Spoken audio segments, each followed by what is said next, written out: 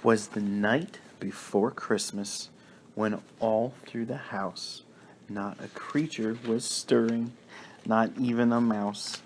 The stockings were hung by the chimney with care, in hope that St. Nicholas soon would be there.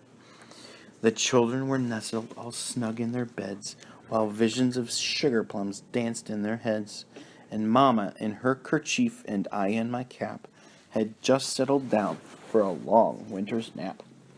When out on the lawn there arose such a clatter, I sprang from the bed to see what was the matter.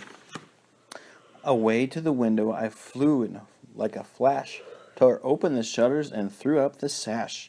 The moon on the breast of the new-fallen snow gave luster of midday to objects below, when what to my wondering eyes should appear but a miniature sleigh and 8 tiny reindeer. With a little old driver so lively and quick, I knew in a moment it must be Saint Nick.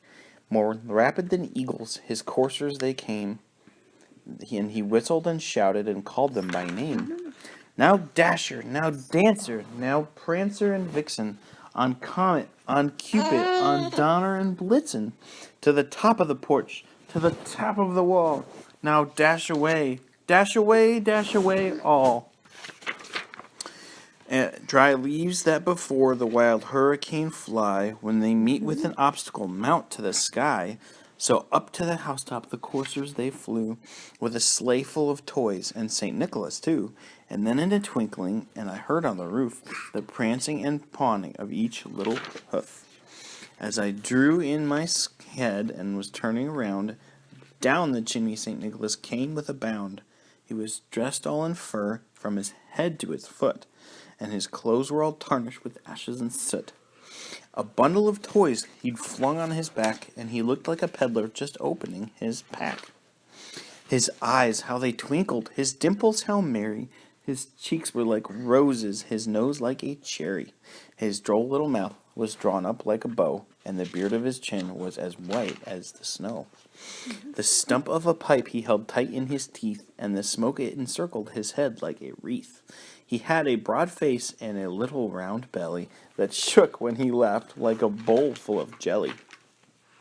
He was chubby and plump, a right jolly old elf, and I laughed when I saw him in spite of myself. A wink of his eye and a twist of his head soon gave me to know I had nothing to dread. He spoke not a word, but went straight to work, and filled all the stockings, then turned with a jerk, and laying his finger aside of his nose, and giving a nod up the chimney he rose. He sprang to his sleigh, to his team gave a whistle, and away they all flew like the down of a thistle. But I heard him exclaim, ere he drove out of sight, Merry Christmas to all, and to all a good night.